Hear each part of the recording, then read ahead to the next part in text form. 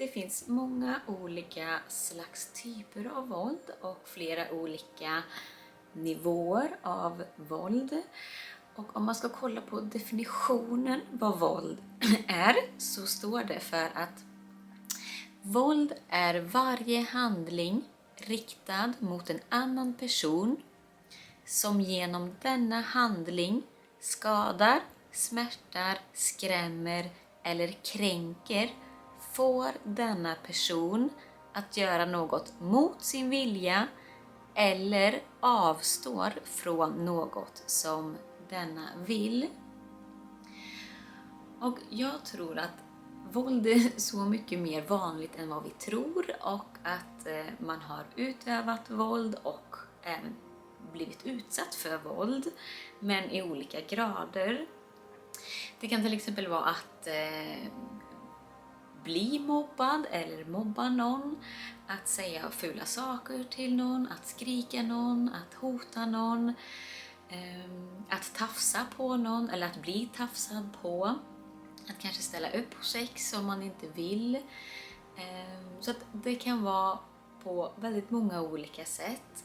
Oftast tänker man på att våld är så himla stort och allvarligt att man ibland inte tänker på att det man själv faktiskt blir utsatt för eller utsätter någon annan för är en form av en våldshandling. Och det är klart att det beror på hur ofta och vilken allvarlighetsgrad det är för att man ska för att det ska ge skada. Säg att du blir tafsad på en gång under hela livet, då kanske inte det ger samma skada på dig som om man blir det varje dag under 10 år. Så här ska jag försöka förklara de olika typerna av våld, och våld är våld och inget som man ska liksom bagatellisera eller bara att ruska på huvudet för att det är inte okej. Det är inte okej att utöva, och du har rätt att sätta gränser och stå upp för dig själv om du blir utsatt för någon slags typ av våld.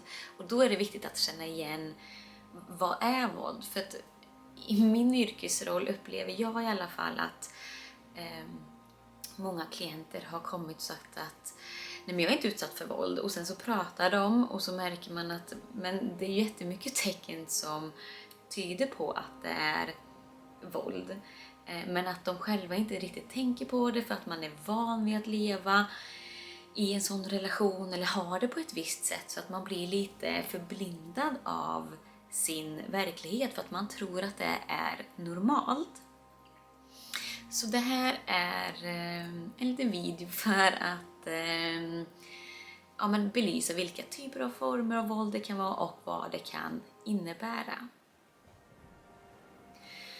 Så jag tror att de flesta tänker på våld som fysiskt eller psykiskt. Men det finns även sexuellt våld, materiellt våld, ekonomiskt våld och även något som kallas för latent våld.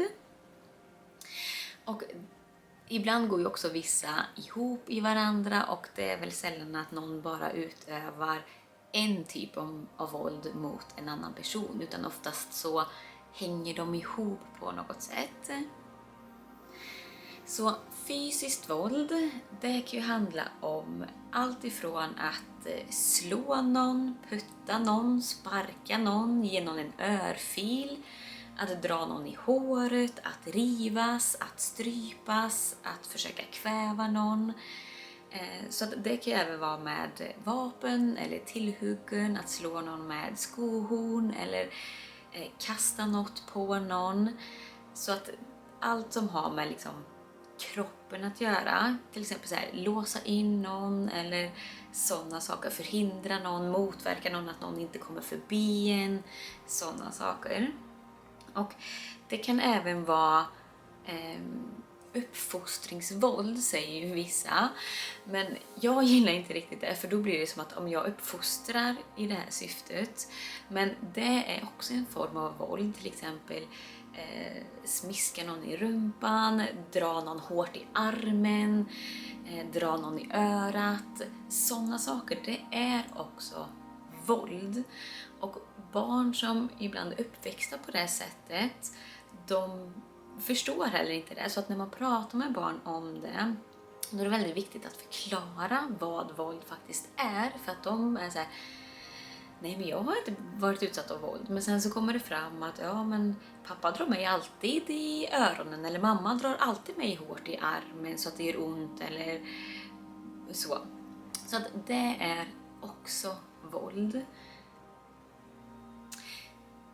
Sen har vi det psykiska våldet, och det handlar ju om att nedvärdera och kränka någon, att hota någon, att skrämma någon, att till exempel säga att någon är ful eller dum, eller kalla någon för hora, fitta eller andra könsord som är kränkande för någon. Och det här handlar ju om att bryta ner en person, och man säger att det här är lika skadligt som fysiskt våld, om inte ännu mer skadligt. För att fysiskt våld är väldigt skadligt på det sättet att det kan ju faktiskt döda en person. Om någon sticker sax eller kniv eller någonting, det kan ju ändå ge liksom fysiska skador och man kan dö på det sättet. Men det här psykiska våldet, det är så nedbrytande hos en annan person och kan pågå under så lång tid innan det uppmärksammas och innan man förstår vad det är. Och många som jag har mött har ändå sagt att ja, men ibland hade det varit skönt om han bara slog mig, för att då hade jag kunnat gå och då hade någon sett det och då hade man förstått det tidigare. Och att vissa säger när någon har slagit så är det lugnt sen tills nästa gång. Men det här psykiska våldet, det pågår liksom hela tiden och det blir väldigt oförutsägbart när det kommer. Vilket är otroligt påfrestande, för att då vet man aldrig när det kommer och sånt. Det vet man ju inte med slag eller så heller, men många som jag har pratat med har sagt att det är skönt, för då vet man att det kommer ett slag och sen blir det lugnare ett tag, medan det psykiska pågår hela tiden, på sms, på allting. Det kan även vara att någon förföljer någon, eller att man inte tillåter den andra träffa sina vänner, sin familj, man blir väldigt isolerad, och att det sker så gradvis att man tänker inte att det är en typ av våld. Det blir inte lika tydligt som om det är fysiskt. Och sen har vi det sexuella våldet, och det kan ske både fysiskt och psykiskt. Och det är att utsätta någon för en sexuell handling som man inte vill göra. Det kan också vara att hota eller skrämma någon i att tvinga någon att göra någonting som den inte vill. Det kan till exempel vara att skicka bilder på sig själv eller ställa upp på olika saker som man inte vill. Det kan vara att du tvingas pussa någon, att ha sex med någon, både oralt, analt, vaginalt, alla olika former av sexuella handlingar som man inte vill. Det kan även vara att använda olika verktyg eller tillhuggen eller andra saker i sexuella sammanhang som man inte känner att man vill göra. Det kan även vara sånt här tjatsex som många säger, att någon tjatar sig till sex för att den andra ska ställa upp, för att den andra ska sluta tjata. Det är också en form av sexuellt våld. Det kan även vara att köpa sex. Det kan även vara att få någon att känna skamkänslor kring sexuella handlingar eller sig själv, kalla någon fula saker eller kommentera kroppen. Alla sådana saker är sexuellt våld. Och jag har personligen lite svårt för när det står till exempel i tidningen att de här 6 killarna hade sex med tjejen. För att sex för mig är att då är båda i samklang med varandra. Då båda gett sitt samtycke. Utan istället att skriva att nej, de här personerna våldtog kvinnan. För att det är inte att ha sex med någon om alla inte är med på det. Så tänk på... Jag tycker att det är viktigt att också definiera och sätta ord på vad som faktiskt är sex. Det är inte att ha sex om någon tvingar sig på någon. Då är det sexuellt våld och en våldtäkt. Sen har vi det materiella våldet. Och det handlar väldigt mycket om att utöva våld i det materiella. Det kan till exempel vara att slå i en dörr, att kasta tallrikar, att göra sönder personens favoritsak eller att saker försvinner helt plötsligt. Att man vill genom de här materiella grejerna symbolisera att jag har makt över dig och att du ser vad jag kan göra med en dörr. Tänk då vad jag kan göra med dig liksom. Att krossa en vas i väggen, så tänk nästa gång är det ditt huvud som åker dit. Att på det sättet hota och skrämma den andra personen. Det kan även till exempel vara att man inte får sina behov tillgodosedda, att man inte får liksom kläder eller andra materiella grejer man behöver för att överleva eller för att ha en mänsklig standard.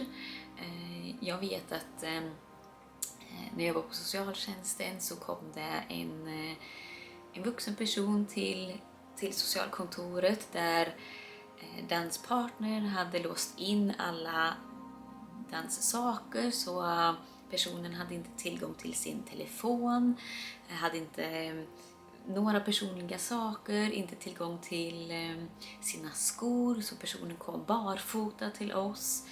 Och sådana saker kan materiella saker handla om. Sen har vi det ekonomiska våldet, och det handlar ju om att göra någon beroende av den andra. För utan pengar så har man också svårt att till exempel lämna en relation, eller man kan bli satt i väldigt, väldigt svåra situationer. Så det kan till exempel vara om ett par är tillsammans och att ena personen har kontroll på hela ekonomin och inte tillåter den andra att ha sina egna sparpengar, eller måste hela tiden redovisa sitt bankkonto för den andra. Det kan vara att någon sätter någon annan i olika skuldsatta situationer. Man tar lån i någon annans namn. Och det behöver ju inte bara ske i en parrelation. Det kan ju vara att en förälder gör det, eller att en syskon gör det på varandra. Eller det kan ju ske på många olika sätt. Men det handlar om det här att sätta någon annan i en ekonomisk knipa så att han inte kanske kan ta sig loss ur sin situation, eller blir skuldsatt, eller kanske inte kan lämna en relation för att han har inga pengar att ens ta en taxi och komma därifrån. Sen har vi det latenta våldet, och det upplever jag att många inte vet vad det är, och det är lite svårt att förstå, för det är lite svårt att sätta fingret på. Det är inte fysiskt och det är inte psykiskt, utan det är det här underliggande som hänger i luften, som man kan se via någons kroppsspråk eller en blick eller bara energin i rummet. Att så fort den personen kommer in så skärper man sig lite, man kanske stelnar till lite, man anpassar sig lite för att inte det här ska explodera eller komma ut, så att man hela tiden trippar på tårna. Och när man lever med det så blir det väldigt vanligt och då tänker man inte på att man lever det, för det blir så naturligt för en. Så att det kan räcka att man gör någonting och så får man en blick och så skärper man till sig. Så att föräldern behöver inte ens säga någonting. De behöver inte slå i dörren eller skrika eller slå, för att det räcker med en blick. Och för att illustrera detta lite tydligare så var det en familj som behövde hjälp där mamman och barnen tyckte att pappan slog väldigt mycket i dörrarna och även hade det här uppfostringsvåldet som han sa då, att dra dem i armen eller i öronen och sådana saker. Så att han gick på familjebehandling och försökte hitta andra strategier och så. Sen hade de uppföljning för att det var någon situation där han alltid blev arg när de till exempel skulle borsta tänderna. Och så kom han in och liksom drog dem i öronen och för att de skulle borsta tänderna. Och i den här uppföljningen så sa han att men nu har jag lärt mig, nu behöver inte jag ha mer hjälp. Okej, men vad bra, vad har du gjort? Nej, men nu räcker det att jag bara går in och ställer mig vid dörrkarmen där de borstar tänderna och så bara stampar jag jättehårt i golvet och tittar på dem, så gör de som jag säger. Och det kanske många tänker att det inte är våld, men vad som händer i de barnen är ju att deras nervsystem och stresssystem sätts ju igång lika väl som att han hade slagit dem eller skrikit på dem. För bara den känslan att då pappan kommer där, stampar med foten och tittar på dem, så vet de vad som kan hända.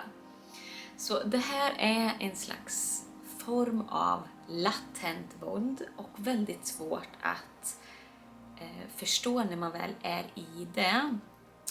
För hade man kanske frågat om barnen från början och pappan bara hade gjort det, då hade de sagt såhär, nej, så det är också otroligt viktigt att så här, fråga mer kring, okej, men hur går det till i de här situationerna? Hur gör föräldrarna? Och så, för att få en lite större bild i hur går det faktiskt till, för att latenta våldet är så svårt att upptäcka. Så det här var några former av våld och de vanligaste. Och som sagt, det kan ske i alla olika situationer. Det kan ske på jobbet, det kan ske med vänner, det kan ske inom en familj, inom en parrelation. Det kan ske över internet, det kan ske på alla möjliga olika platser, och det är viktigt att veta vad våld innebär för att också kunna uppmärksamma det. Och ja, hoppas ni blev lite klokare på våld och kanske lärt er något nytt.